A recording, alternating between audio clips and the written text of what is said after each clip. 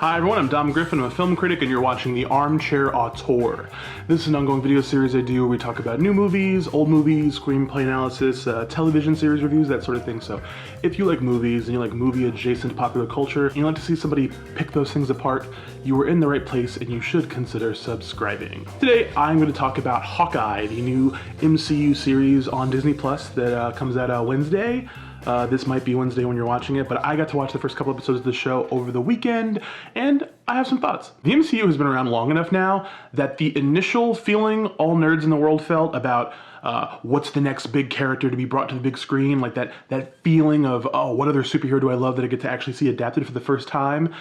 That's kind of over. Like, they've introduced so many characters in the movies and television series at this point, and there's so many other superhero movies out there as well, that the novelty of wondering who is going to play what respective character isn't there for me anymore. It doesn't excite me. Like, we almost got a Squirrel Girl show. You know what I'm saying? Like, at this point, all bets are off. So for me, my lingering interest in these movies and TV shows is more seeing what of my favorite comic book stories are going to be adapted. Not necessarily just seeing these characters anymore. I really want to know what actual good Marvel stories that I enjoy are going to get brought to life. And in terms of recent Marvel stuff, few stories got me quite as hard as Matt Fraction and David Aja's run on Hawkeye. Taking heavy inspiration from TV creator Stephen J. Cannell, the solo series had the throwback feel of an old TV show, answering the question of what does Hawkeye do on his days off from the Avengers? With the answer, he acts like Jim Rockford but for the kind folks in his apartment building. It had comedy, action, heart, and an inventive storytelling style that set it apart from other comics in the line at the time, allowing other artists like Annie Wu, Steve Lieber,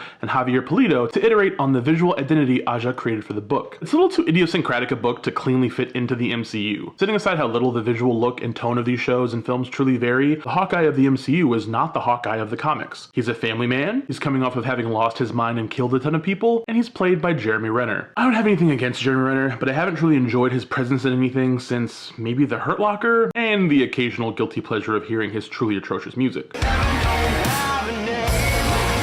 Renner is better than he's been in ages in this show, thanks largely to his chemistry with Hailee Stanfield, who plays Kate Bishop, the other Hawkeye, so my biggest hesitation about the show went out the window immediately. But as for the other two, well, they work out the problem of Clint Barton not being a weird loner like in the comics by adjusting his mercenary with a family vibe to more of a Bruce Willis kind of deal. This being set at Christmas, it feels decidedly like a poor man's version of a Shane Black film, with Clint and Kate feeling not unlike Willis and Damon Wayans in The Last Boy Scout, which feels targeted at me specifically. And without getting into spoiler territory, his tenure as Ronin during the 5-year gap in Endgame and his mourning the loss of Natasha factor strongly into the narrative, which, while making it a markedly different story than the Fraction Aja run that loosely inspired it, also owes, unfortunately, to that feeling the Disney Plus shows always seem to have as just being placeholders between bigger, more important movies. And more so than every other Disney Plus show this year, this feels the most deeply missable when it could have been something riskier and more stylistically adventurous. I'm not saying they should have Robert Rodriguez, Sin City green screen, Jeremy Renner into like a David Aja background or something. Like, I don't think that would have worked or been necessary. I'm just saying it would have been nice to feel any sort of variation, any sort of notable distinction in direction and style. This intro for the first episode that looks like David Aja stuff mixed with the Saul Bass inspired title credits from Shane Black favorite Kiss Kiss Bang Bang and Steven Spielberg's Catch Me If You Can, but beyond that it just looks like every other Marvel movie and TV show.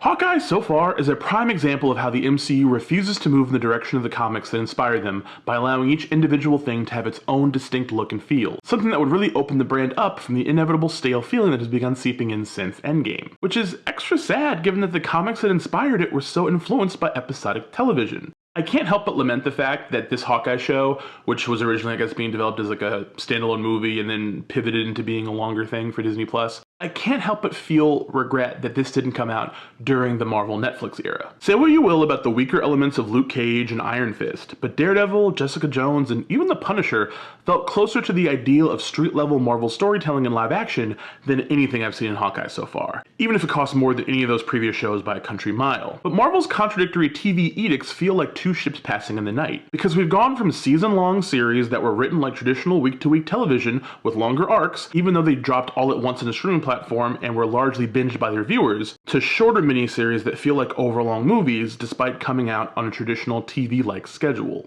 feels like a missed opportunity to me. I always felt the shows that Marvel put out on Netflix were good shows, but that they were like long seasons that should have been like 3 to 4 episodes shorter. Like every single one of those shows felt like they had a lot of filler for no reason.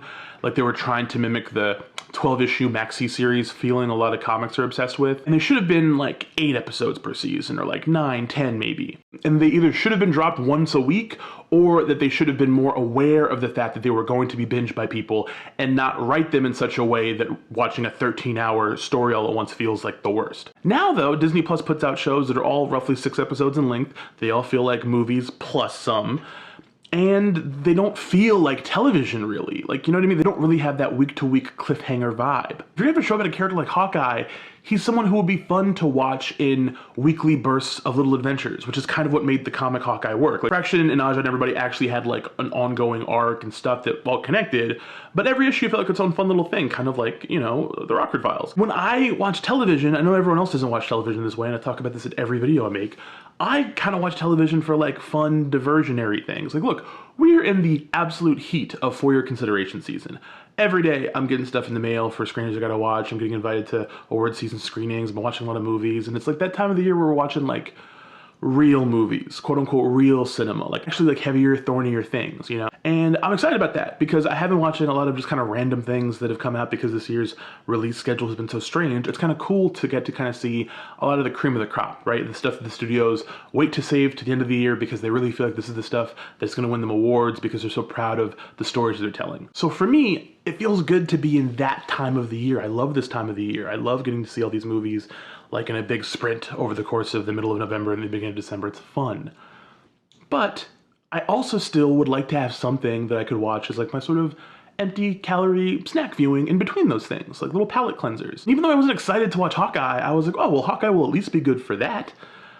You know, with The Mandalorian before it, but it's so far it doesn't feel like that. So far it feels like it kind of falls just short of that. I will probably continue to watch the rest of the show. There's only like 4 more episodes after the 2 that I already watched. But I have a hard time feeling like they're going to get better as the show goes on. These first 2 are like fine. So I'm probably gonna stick with the show because I'm always obsessed with keeping up with what is going on in the zeitgeist, and that's just me.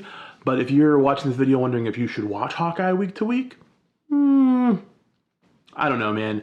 I think it could be fun for most people. I do think that if you're like me and you just thought Renner Hawkeye was really boring and lame and you don't want to watch a show about him, the show might surprise you. So if you go in with those lowered expectations, you might enjoy it like I did just because I was like, oh, this isn't like total trash. But if you already like Renner Hawkeye, then like this actually might be mediocre to you because it doesn't really like rise above the level of what you've already seen before. But again, it's like a 6-episode show on Disney Plus. Like I imagine you're gonna watch it, and if you don't, you'll just get bombarded by memes you won't understand all over the internet. So yeah, those are my thoughts about Hawkeye. I mostly was okay with the first episodes, wasn't super grabbed, but liked it enough, and maybe that's just the territory, maybe that's just the ceiling for me and Marvel going forward, who knows.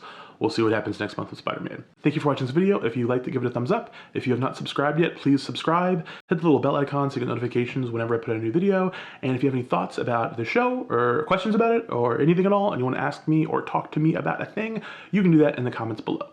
Thank you all again for watching. Hope everyone's doing well, staying safe, being good to yourselves and each other. I'll see you in the next video.